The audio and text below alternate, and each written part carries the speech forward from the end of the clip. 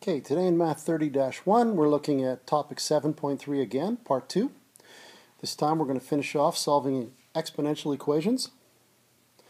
In example 3 is about solving problems involving exponential equations, but this time they got different bases. This is on page 362 of your textbook. Christina plans to buy a car. She saved $5,000. The car she wants costs $5,900. How long will Christina have to invest her money in a term deposit that pays 6.12% per year, compounded quarterly, before she has enough money to buy her car? Well, we're going to start out with our compound interest formula. A equals P times 1 plus I to the power of n. And we're going to put in what we already know. A is the amount that we want to get to, which is $5,900. P is the principal. That's how much money we currently have, and that's $5,000. 1 plus the interest rate. Well, the interest rate is 6.12%. As a decimal, that would be 0.0612. And I'd have to divide that by 4 because I'm compounding it quarterly. So my quarterly interest rate would be 0.0153. Now, to put that all together into my compound interest formula, I'd have 5,900 equals 5,000 times 1 plus the interest rate, 0.0153 to the power of n. N is our unknown. We don't know how many compound periods that we're going to need to put the money in for.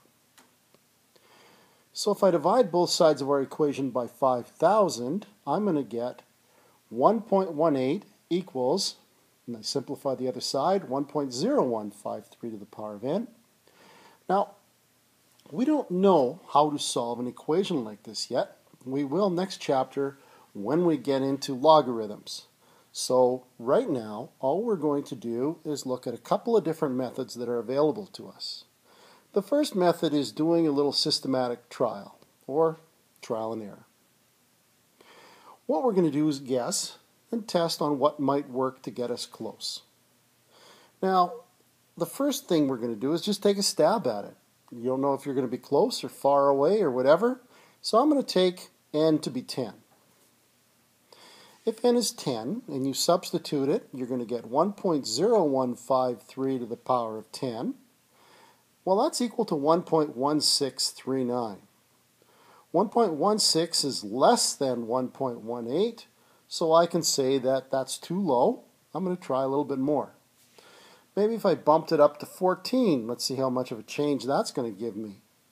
Well, 1.0153 to the power of 14 gives me 1.2368. Well, that's way too high. This time, I'm going to pick something in between 10 and 14. Now I could pick 12, which is halfway, but I don't want to be halfway between 1.16 and 1.23. I want to be at 1.18, which is very close to 1.16. So I'm going to try 11. 1.0153 to the power of 11 gives me 1.1817. Well, now I'm just a little bit high. I'm a little bit high to the point where I can't go lower. 10 doesn't work. So I'm just going to say now that the number of compounding periods must be just less than 11.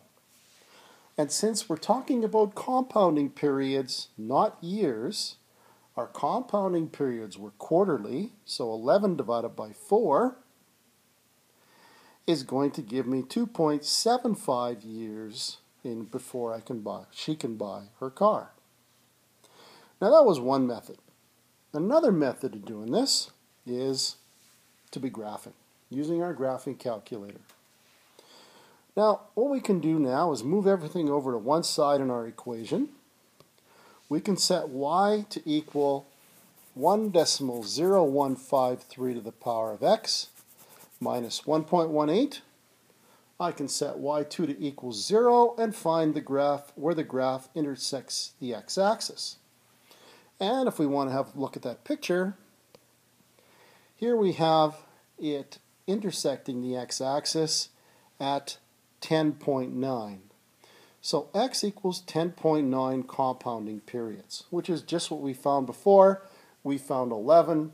10.9 is a little bit more exact, but you can see it's still going to be approximately 2.75 years. Your assignment then is to do page 364, numbers 8, 13, 15, and page 266, numbers 1 to 12. And thus ends chapter 7, and we're going to go on to chapter 8 on logarithms.